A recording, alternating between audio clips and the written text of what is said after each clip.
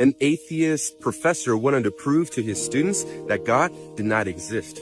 So he asked the question, does evil exist? And they answered, yes, it exists.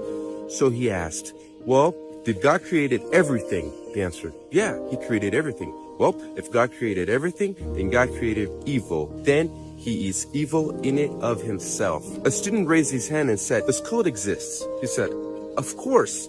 Have you never been cold? The student answered, cold does not exist. Cold is the absence of heat. You measure temperature by how much heat is in the atmosphere. So he asked another question. Does darkness exist? The professor said, yes, of course. The student replied, again, sir, you're wrong.